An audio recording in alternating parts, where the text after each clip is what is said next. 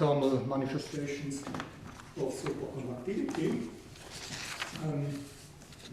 This is work I did in collaboration with many people, Martin Eckstein in Hamburg, Gil Raphael in Caltech, Jiajun Li, Markus Müller, and Andreas Leichli at PSI, and Yuta Murakami at Brücke.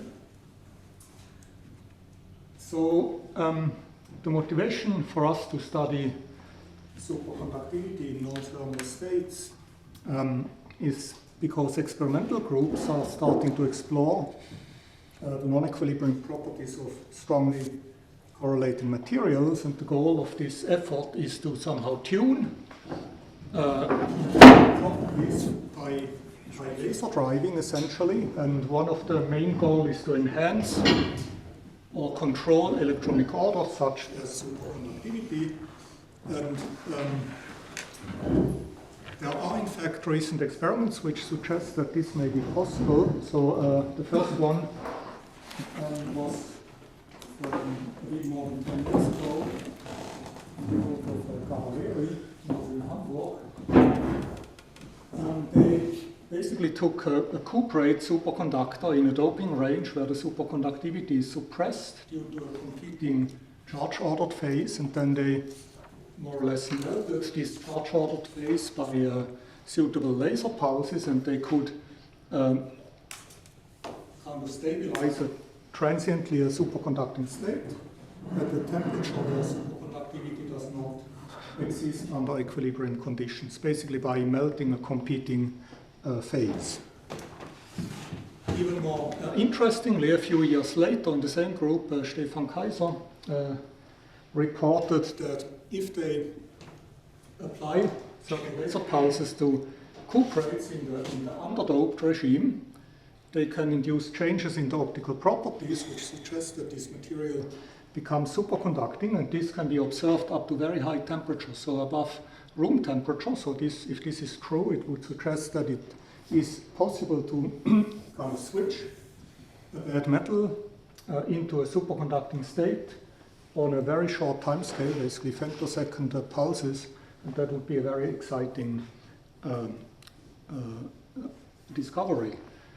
And similar phenomena were found in other classes of unconventional superconductors, like these fulleride compounds, where the kind of sites are formed by these buckyballs. These are materials which also have a rather high superconducting transition temperature and equilibrium, and it was found that again these light-induced superconducting-like states can be realized in these materials, and most recently they really applied very long laser pulses to these materials, and they could then directly measure the resistivity in the driven state, and you can see that it drops to 0 or something very close to 0, which suggests that the material indeed goes into a superconducting state, or at least a very high conductivity state. And so these are very interesting results also for theorists trying to understand how is it possible that a strongly correlated system shows superconducting properties under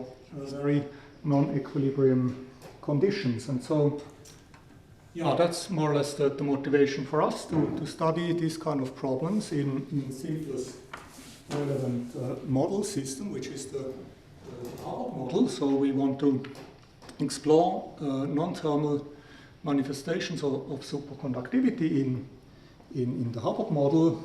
And so at the beginning of the talk I will discuss a mechanism which can kind of avoid very strong heating effects in these driven states. So naively one might expect if one excites such a material with a very strong laser pulse, it will just heat up very strongly, and that would not be good for superconductivity.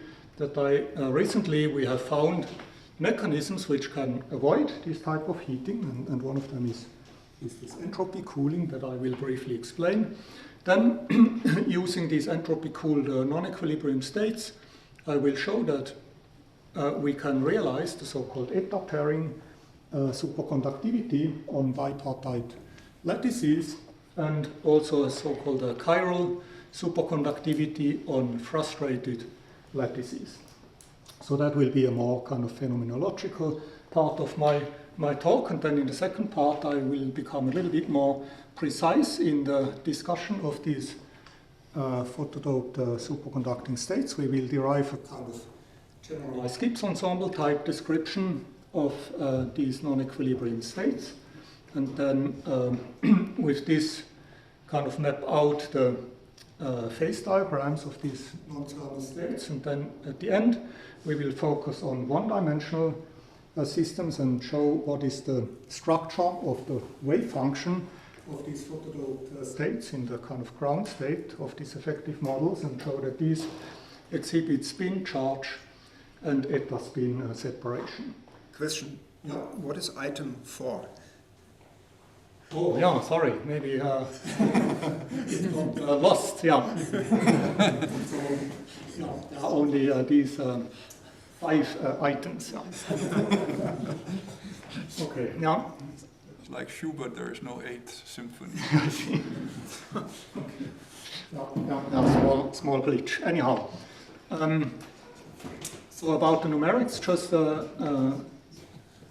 briefly, the first part will be the numerical results which I show are based on the so-called dynamical mean field theory. That's an approximate scheme that is accurate in high-dimensional systems, whereas the second part is then based on numerical results that are obtained with the so-called iterated time-evolving block decimation technique. That's a matrix product state-based method. So just very briefly, because you might not be familiar with this dynamical mean field theory, this is a theory where we map a correlated lattice model, such as the Hubbard model, onto a single-site effective model, which is a quantum impurity problem, basically one correlated site embedded in an uncorrelated path. And so in your language, that would be a 0+1 dimensional field theory. And yeah, this is still a complicated many-body problem which needs to be solved numerically. And basically from the solution of this impurity model, we get the local self-energy of the problem, which is then basically the essential approximation is to assume that the self-energy of this lattice system is local and can be therefore represented by such an impurity self-energy, and then we can basically embed this impurity self-consistently into the lattice, and the parameter which plays the role of the mean field in this theory is the so-called hybridization function, which describes how electrons hop in and out of this impurity site, and this is a time-dependent function, and that's why this theory is called the dynamical mean field theory. Anyhow, the only thing you need to take away from this is that this is a method which becomes exact in infinite dimensions, and it's kind of good for 3-dimensional compounds, but it's not very accurate for 2-dimensional or 1-dimensional systems.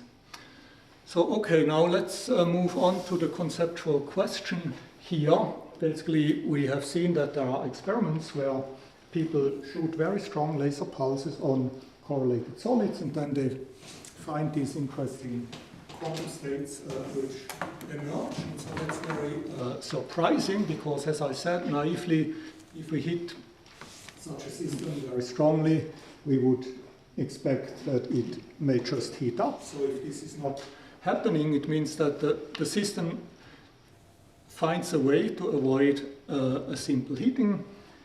And one possibility is this entropy cooling mechanism, which I will now very briefly describe. This is a mechanism that is completely analogous to evaporative cooling, which is used in cold atom experiments to cool down the atoms, but here we are evaporating electrons instead of atoms. So the setup is the following. We have our system, basically our Hubbard model, and we have a completely filled narrow band like this. And now we may excite electrons from this narrow band into our system using, for example, dipolar excitations.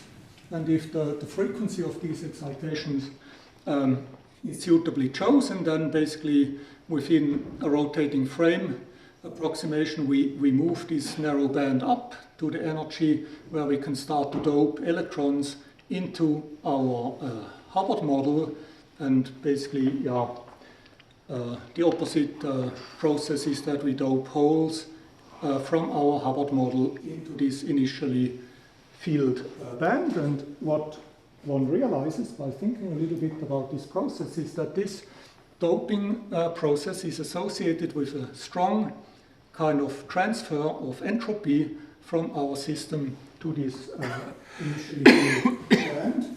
And that can be understood easily in the limit of a very narrow band. There is a flat band. There we can write the entropy of the band as a function of filling with this simple formula, and the entropy is plotted as a function of filling here. So you can see that for the completely filled band, the entropy is 0 because all the states are filled. But then as we dope holes into this system, the entropy goes up very fast.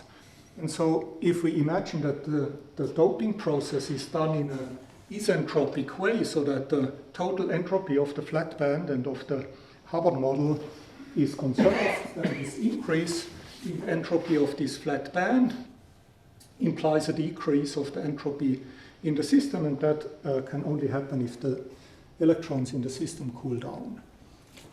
And so in reality, we can, of course, not really do this isentropically, but we can get close to it even with relatively short realistic pulses. So what is shown here is a kind of plot of the constant entropy contours in the space of filling and temperature. So these are the entropy contours of our system. Let's assume we start from this point here at a certain filling and a certain temperature, and then if we could implement this doping in a completely isentropic way, we would follow this pink curve, and you see that as we dope electrons, we very strongly cool down the electrons in the system. In realistic cases, with kind of short laser pulses, we can realize the states that are indicated by the red dots, but this still implies a cooling effect within the system. And if we then look, for example, at the phase diagram of this Hubbard model, then the gray region indicates the antiferromagnetically ordered region, which appears close to half filling and at low temperatures. And you can see now that we can start initially at the temperature which is above the highest nail temperature, and by the combined effect of this entropy and photodoping, we can cool down into the magnetically ordered region. And then if we show or compute the time evolution of the staggered magnetization in such a simulation, you can see that indeed during the pulse we can see the symmetry breaking to the antiferromagnetic state and the staggered magnetic order appearing during this doping process. So this is an example of a light-induced antiferromagnetic order which appears thanks to the entropy reshuffling into these flat bands. So okay, so that's interesting because it could play a role in the actual experiments, but it's also interesting because it gives us a handle as a computational physicist to prepare non-equilibrium states which are effectively cold. So usually it's not easy if you want to study non-equilibrium states to even prepare on your computer a non-equilibrium state which is effectively cold, and this gives us a tool to produce such states, and then we can study interesting phenomena. Before we go on, let me just say that this cooling effect only persists as long as we don't have electron-hole recombination taking place. So once this recombination takes place, a large amount of energy is released, and both the electrons here in the system and in the core will get heated very strongly, will be heated up very strongly. But one can show that if this gap size is large enough, these recombination processes are exponentially suppressed, and so for a long kind of transient time, we can actually then realize these cold photodoped states, and we can explore their properties. And the interesting property of photodoped states in Mott insulators is the so-called eta pairing phase. So if we have normal pairing, the order parameter takes the same value on each lattice site, whereas in this eta pairing type of superconductivity, the order parameter is staggered, so it changes the sign from one sublattice to the other sublattice. And so, basically, in 2008, it was predicted by Achim Roche and co-workers that it would completely invert the population in a Hubbard, in a Mott insulating Hubbard model, produce only doublons and holes in this kind of strongly interacting Hubbard model. This type of system would exhibit such a eta pairing phase at low temperatures, but it is not easy to produce such a state. But with this trick, which I have just introduced, it is now possible to produce, for example, a state like this, where the lower Hubbard band is completely empty or almost completely empty, so we have a lot of holes, and the upper Hubbard band is completely filled, so we have a lot of doublons in this system, and the temperature of these doublons and holes is rather low, actually low enough to produce the symmetry breaking to this eta pairing phase. So here you see an actual simulation. The gray region shows the time interval in which we apply this photodoping pulse to produce the population inversion. The population inversion can be seen from the evolution of the double occupation, which goes from something close to 0 to something close to 0.5. So that's a complete inversion of the system. And the red graph here shows the time evolution of this pairing order parameter, which grows during the pulse. Yeah. Sorry, you say all the time simulation, but it's like not very clear method of numerical simulation, especially use a few times later times. It's usually the later times the more difficult to reach numerically and the more error probability of error. So like, what is even like general direction? Is it are you on lattice or you use hydrodynamics, like Latinger liquid? What is actually once more? It's a related question. What is dimensional? It's like 1 dimension, 2 dimension, 3 dimension. It's kind of infinite dimension. So I use this dynamical mean field approach, which I very briefly sketched. So where we map the lattice to a single site impurity model. This is exact in infinite dimensions, and we use a kind of implementation with Keldysh-Green's functions on a complex time contour.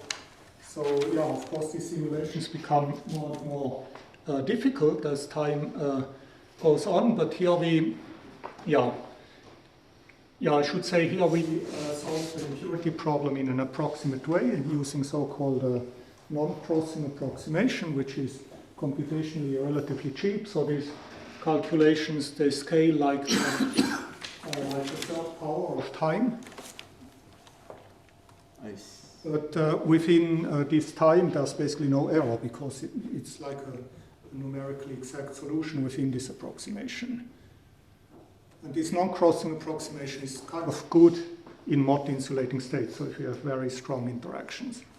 So yeah, it's not an exact solution, but I think qualitatively it is correct.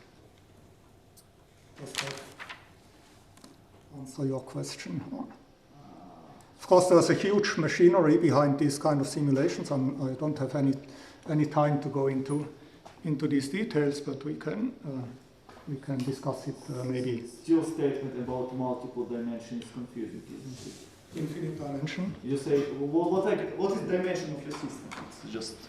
It's here in what we specifically use here is an infinite dimensional Bethe lattice. You know, Bethe lattice. Probably postpone the discussion. Yeah. Anyhow, it's a Bethe lattice which is bipartite and infinite dimensional. So in this limit, this kind of theory is exact. Anyhow, we can discuss this later on. So, anyhow, this is just to demonstrate that we can now, in the simulations, produce this eta pairing phase. It is eta pairing order parameter is conserved after the pulse because one can show that this order parameter commutes with the Hamiltonian, so it's a conserved quantity after the pulse is switched off. We can now explore the properties of this eta pairing phase. For example, we can apply a half-cycle electric field pulse to this state. This gives like a kick to the electrons, accelerates the electrons, and then we can measure the current induced by this, and you can see the current does not decay. So this is indeed a superconducting state. So we can directly kind of show that this, the response to electric fields is that of a superconductor. Now we have used a slightly different machinery also to study these states, the so-called steady state implementation of this dynamical mean field theory. Here the idea is to couple a full electron bath to the upper Hubbard band. This basically injects doublons into the system. And we couple an empty fermion bath to the lower Hubbard band. This creates holes.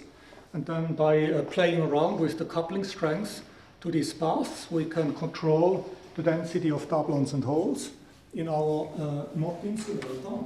And then we can map out, for example, as a function of doublon density, the superconducting susceptibility. And what is plotted here is the inverse susceptibility. And what we can learn from this figure is that uniform S-wave superconductivity has a smaller susceptibility than the eta-pairing susceptibility. And beyond a certain critical photodoping concentration, you can see a strong increase in the susceptibility. And within our kind of approximate treatment here, this marks the transition from the kind of not uncondensed phase into the superconducting phase. And with such data, we can then map out a non-equilibrium phase diagram of photodoped superconductors in the space of doublon and hole concentration and effective temperature.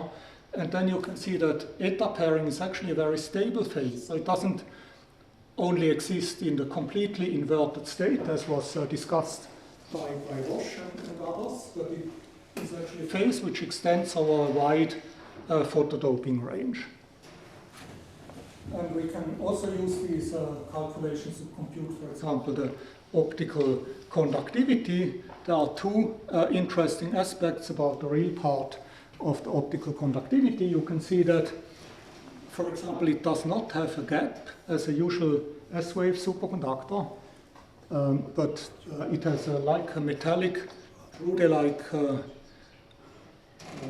conductivity peak at low frequency, and that is because in this eta pairing phase, the doublons and holes, which are condensed, they coexist with non-condensed singly occupied sites, which behave like a metal. So we should think of this state in terms of a two-fluid picture where we have a condensate coexisting with a normal single metal phase. The second aspect, which is interesting, is that the conductivity is negative at energies comparable to the Mott gap or the Hubbard U, and this is because we have a population inverted state. So if we drive it at a frequency comparable to U, we can induce double hole recombination processes, and this releases energy, and so we have a negative conductivity at the frequencies corresponding to U. In the imaginary part, you can see we have still the 1 over omega type divergence, which is characteristic of superconductors, and that comes from the delta function in the real part of the conductivity. Okay, so much about... one question. Yes. You said this, the dynamical conductivity corresponds to the case of a filled upper Hubbard band, or almost filled Hubbard band. I mean, when you have one part almost completely filled and the other one almost empty, I mean, then you should have metallic behavior. If you have it one part completely filled and the other one empty, it should be an insulator, or maybe you are right. I mean, the super in a superconducting state, but then with a gap, with an energy gap. So somehow I do not. You're right. I mean, if we are at this extreme, in this extreme limit where we have only doublons and only holes and no singly occupied sites, in this case we would not have this metallic Drude peak here. But in the generic situation, say at some generic density of doublons and holes, we still have kind of certain probability of singly occupied sites, and they can move. Because there are now holes in the system, so they can move and they behave like a metal. And they give the Drude peak.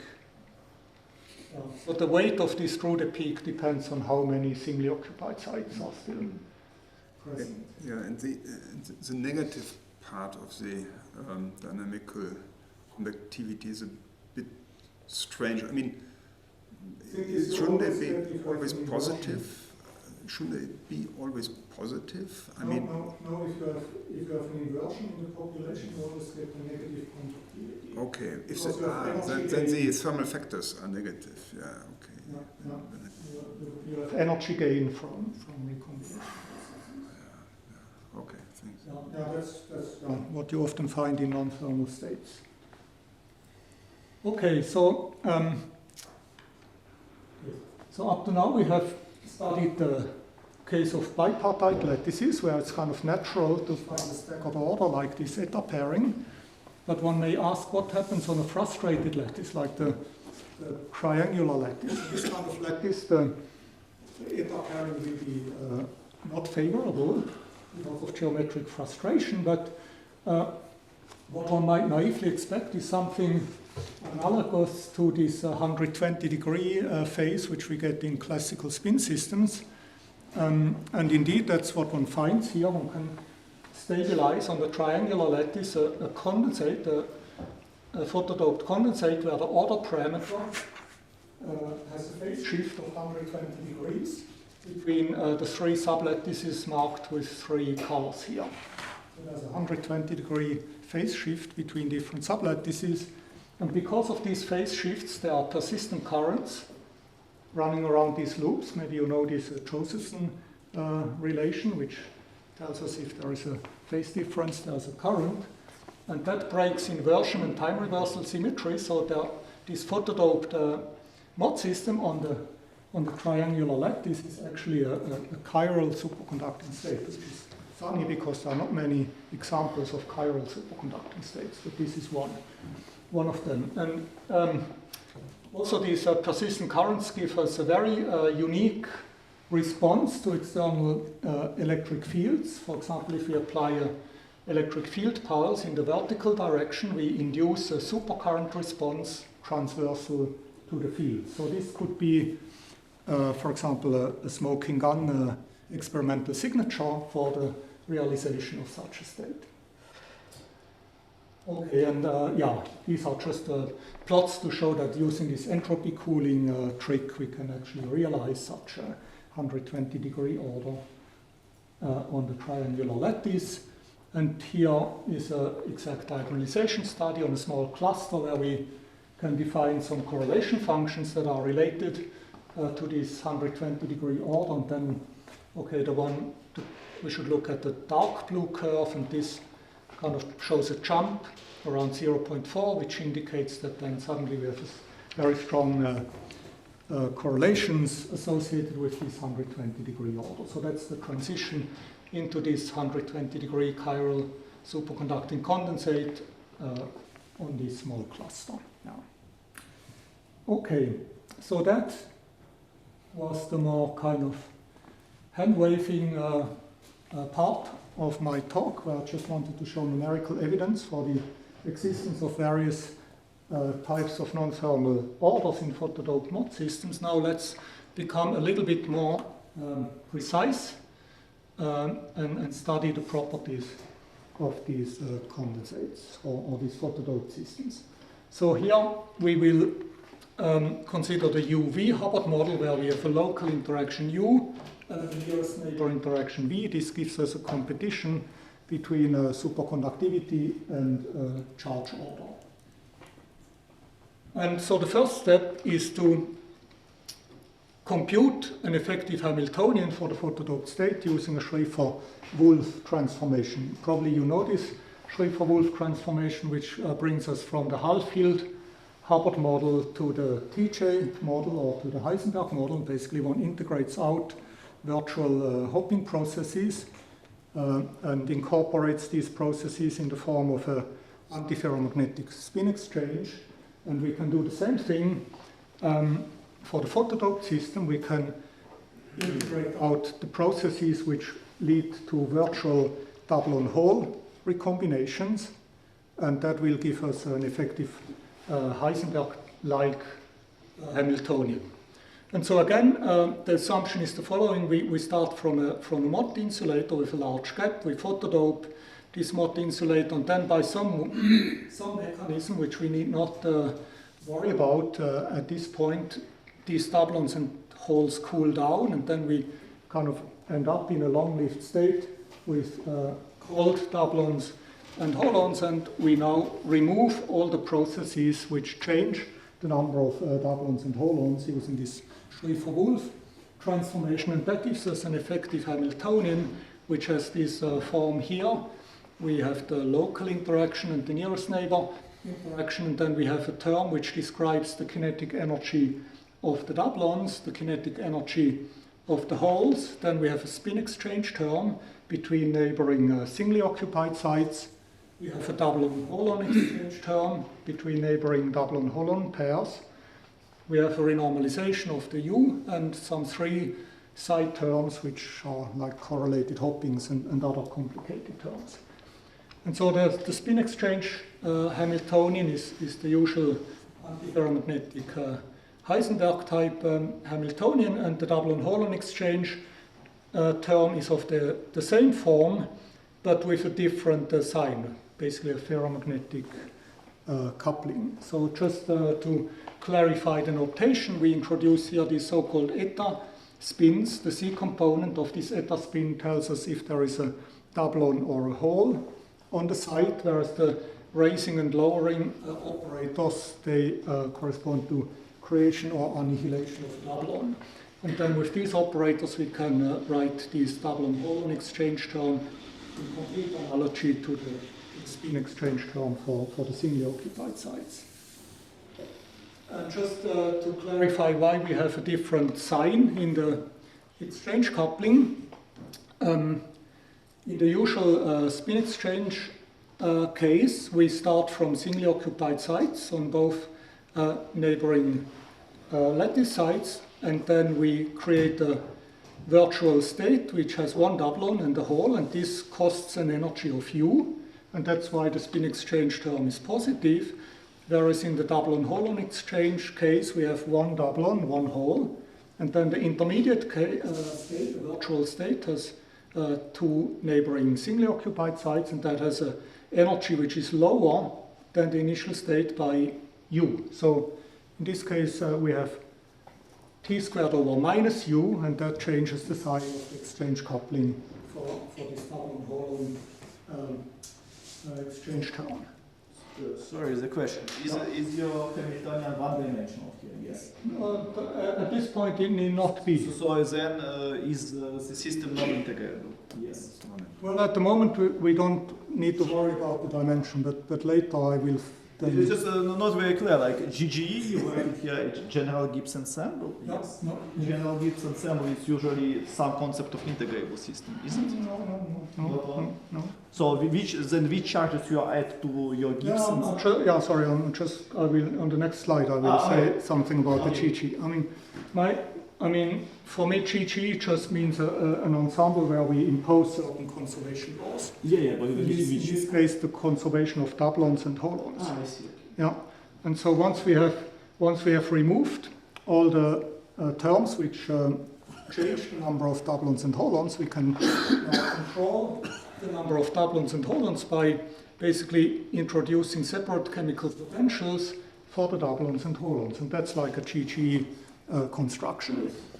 And and the nice thing is, once we do this, we can use equilibrium methods to solve this non-equilibrium problem. So basically we are studying a non-equilibrium state, the photodoped Mott insulator, but using this Schrieffer-Wulff transformation and this GGE description, we can now map this back onto a usual equilibrium type problem, which we can solve using equilibrium techniques. And this is, of course, much easier than dealing with Keldysh-Green's functions or whatever methods you need to treat non-equilibrium problems.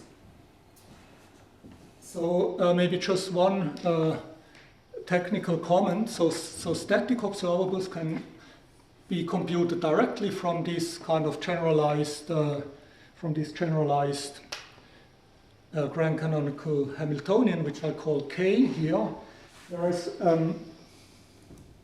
the time-dependent observables or response functions, they can also be computed, but it's a little bit more tricky because in this case the initial state, the photodoped initial state, is described by this Kf with the shifted chemical potentials, but the time propagation needs to be calculated with the real Hamiltonian. And that's because once we kind of introduce these two separate chemical potentials, we shift the kind of spectrum in some way. We kind of shift the spectrum of or the chemical potential of the doublon to that of the holes, and that changes the excitation energies. And if we want to compute a spectral function, for example, we need to go back to the real excitation energies in our original Hamiltonian.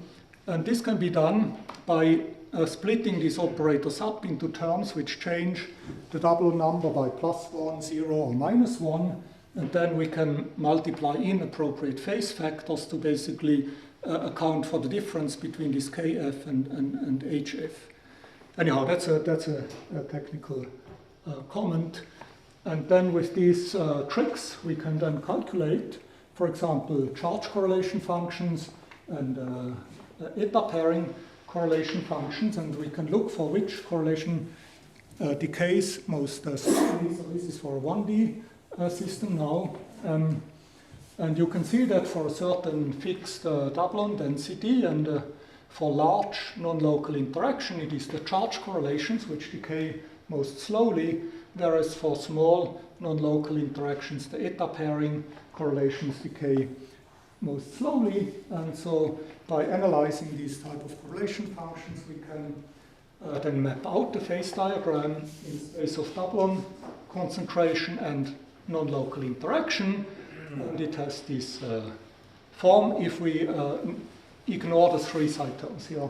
Yeah, for simplicity, we have just dropped the three side terms. And basically what you see is that at Hall filling, as we all know, the system wants to order antiferromagnetically, but then as soon as we dope holes and doublons into this Hall-filled Mott insulator, we get an apparent state at small v, and at large enough v, we get the charge density wave state. And we can also calculate spectra of these photodoped systems. And an interesting thing is that the spectrum of the superconducting state does not show the best these effective chemical potential. So in equilibrium, in a S-wave superconductor, we have a gap in the spectrum. In the eta pairing phase, we don't have a gap. So eta pairing is a form of gapless superconductivity, quite unusual. Okay, now in the last part, I want to tell you something about the exact form of the wave function of these photodoped states in the large interaction limit. And so we go back to our effective Hamiltonian, which we obtained from this Schrieffer-Wulff transformation, and now we can show how in the limit where U is very large, so that the exchange coupling is small and the ratio between V and this exchange coupling is constant, we can generalize a result of Ogata and Chiba to the photodoped state and show that this system exhibits spin, charge, and eta spin separation. So how does this work? So we can start from the simple case where the exchange coupling and the V are both 0. Then one can show that the eigenstates of this effective Hamiltonian are degenerate with respect to the spin and eta spin configuration. And that comes from the fact that these kinetic terms for the doublons and holes never flip spins or never exchange doublon-holon pairs. So from this one can then conclude that the wave function has the following form. It has a factor which describes the ground state of spinless fermions, and a second factor which describes the the spin and eta spin configuration. The second part is highly degenerate in this limit here, but this degeneracy is lifted once we add the terms in our effective Hamiltonian which are of order of the exchange coupling. And so once we take these terms into account, one can show that the spin and the eta spin spaces get decoupled within their respective squeezed spaces. So squeezed spin space means that we eliminate all the sites which are occupied by doublons or holes, and squeezed spin space or squeezed eta spin space means that we eliminate all the sites with singly occupied configurations. And then basically one can show by analyzing the effect of these terms of order Jx that within these respective squeezed spaces, the spin configuration is controlled by a usual Heisenberg type Hamiltonian with a somewhat modified exchange coupling, which can be explicitly calculated, whereas in the squeezed eta spin space, the eta spin configuration is controlled by an XXC model, also with some modified couplings which one can explicitly calculate. And so this then leads to the following structure of the ground state wave function of the photodoped 1D Hubbard model. We have a vector which describes the charge configuration given by the ground state wave function of free fermions. We have a factor which describes the ground state of the kind of Heisenberg model in the squeezed spin space, and another factor which describes the ground state of this XXC model in this squeezed eta spin state. And pictorially, it's this kind of construction. We have some wave function which can be factorized into a part which describes the charge configuration. So basically, where are the singly occupied sites? A factor which describes the spin configuration, and a factor which describes the doublon-holon configuration. And with the knowledge of this wave function, one can then calculate this phase diagram more precisely, including the three side terms, and more or less the dashed line shows the phase diagram which we obtained previously based on numerics without the three side terms, and this is now basically the result obtained on the basis of this wave function here, including the three side terms. So these three side terms stabilize the eta pairing phase in the low photodoping regime. Now the last thing I want to mention is that this structure of the wave function allows us to calculate the so-called central charge of the photodoped system. For me, central charge measures the number of gapless modes in the system. So free fermions are gapless. The Heisenberg model is also gapless. Now the interesting part is the eta spin part, which is XXC model. This is either gapless or gapful. It's gapless for small v over jx, which corresponds to the eta pairing phase, and it's gapped for large v over jx, which corresponds to the CDW phase. So this one can find by analyzing how these parameters of the XXC model depend on v and jx.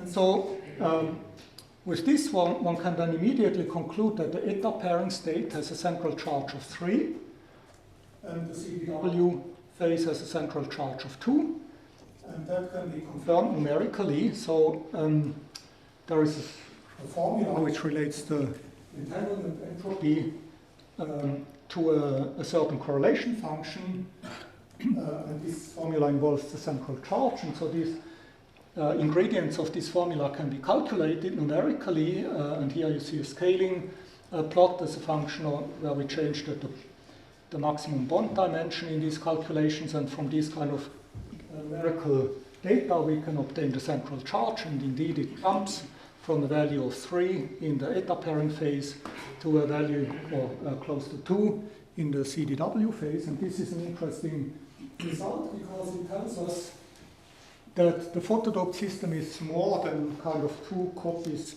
of the chemically doped Hubbard model, because the chemically doped Mott insulator has a central charge of 2, whereas the photodoped one has a central charge of 3. So by having both doublons and holes in the system, we kind of get a qualitatively different physics.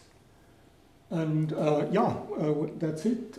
Basically, maybe I can skip the summary slide. Just I want to say that it would be very interesting if some of you, this clearly relates to stuff which some of you are doing, exact solutions of 1D Hubbard models. So if you could maybe extend these techniques from equilibrium systems to photodoped non-equilibrium systems, and maybe it would be very nice to have some, I don't know, beta ansatz solution or some bosonization technique for photodoped states in 1D Hubbard models. So if you have some idea, or at least I can give you the Hamiltonian, the form of the Hamiltonian which describes this photodoped state, and then it would be very nice if some exact results could be obtained for the properties of such systems. And with this I stop and thank you for your attention.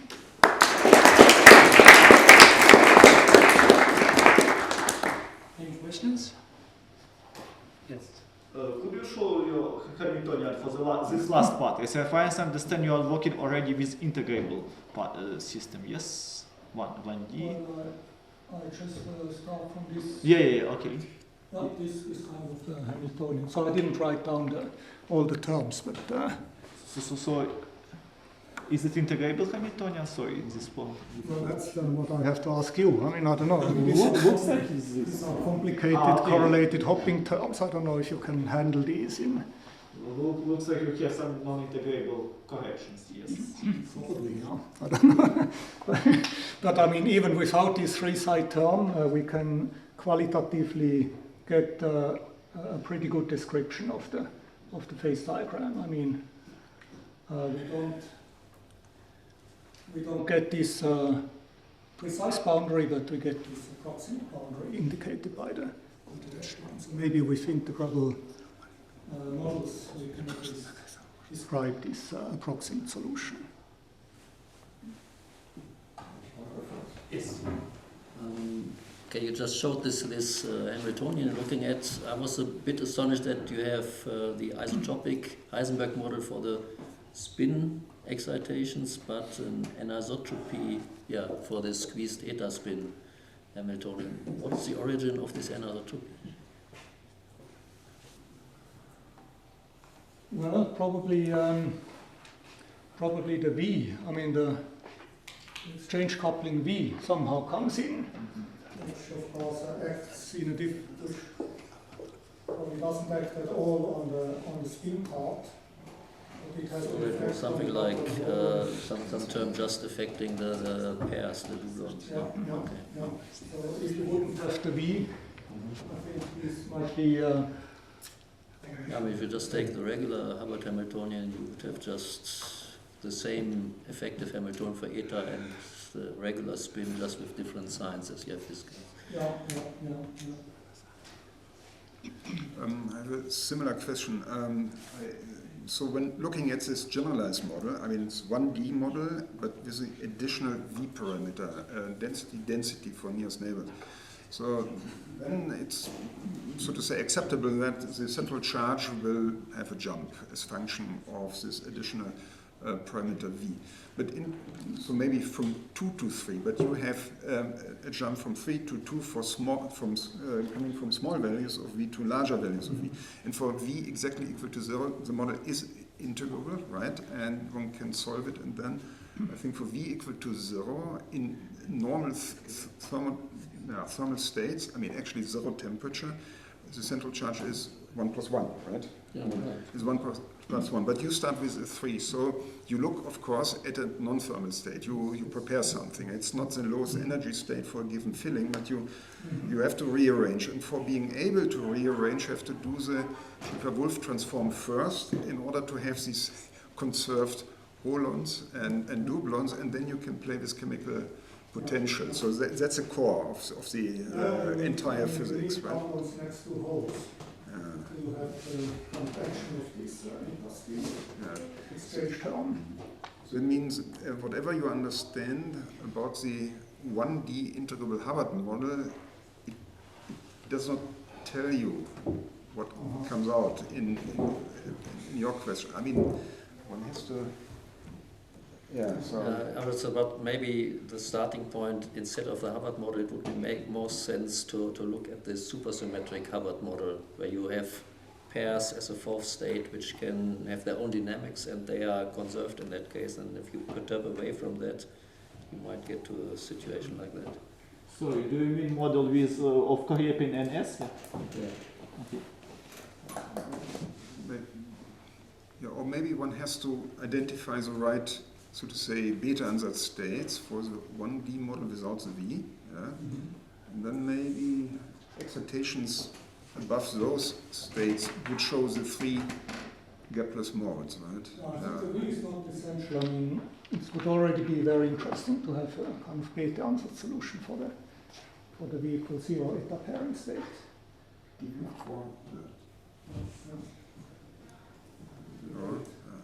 I have a question myself. You do a lot of numerical simulation. What kind of methods do you use? Yeah, here this is a kind of like a DMRG type method for 1D chains. And for the high dimension ones, it's this kind of DMFT method. Where the main ingredient is the solution of integrability kind of problems. I have worked a lot on developing methods for that. And sometimes we use also just exact eigenization in small clusters to double check things. But for 1D, I think these DMRG type methods are most powerful.